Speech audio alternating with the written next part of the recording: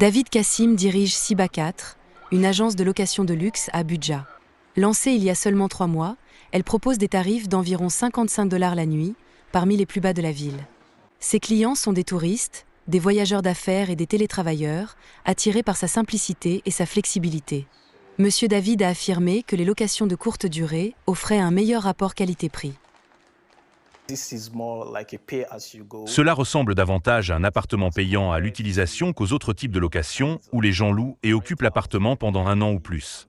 Nous avons des clients venus d'autres pays du monde, comme le Royaume-Uni et l'Écosse, qui ont séjourné dans cet appartement. Les prix des locations de courte durée à Lagos ont bondi de plus de 200% en 2024, générant près de 176 millions de $, grâce à des événements festifs tels que Dirty December.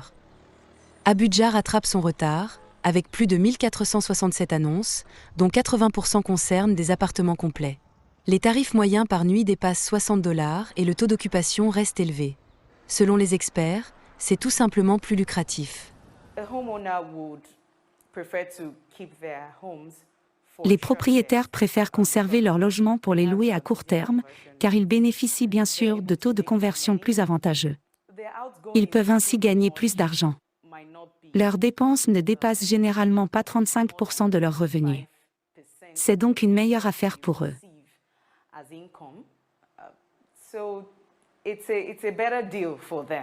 Le déficit de logement au Nigeria s'élève à près de 28 millions. Les détracteurs affirment que les locations à court terme aggravent la situation en réduisant l'offre à long terme.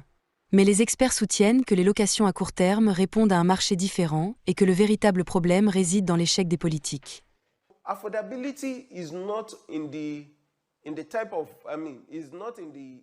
L'accessibilité financière ne dépend pas du type de logement, mais plutôt de ce que les gens peuvent se permettre, de ce qui est disponible. Nous devrions commencer à considérer le logement à bas prix, sous un autre angle, dans le sens où l'accessibilité financière doit être prise en compte et si les prix des logements disponibles ne sont pas à la portée des personnes qui pourraient se les offrir, c'est comme s'il n'y avait pas de logement disponible.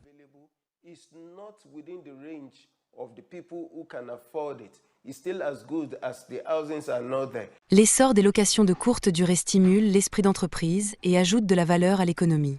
Les analystes exhortent le gouvernement à élargir son assiette fiscale pour inclure les logements de luxe et à mettre en œuvre des réformes telles qu'un meilleur soutien hypothécaire, une réglementation et des infrastructures suburbaines.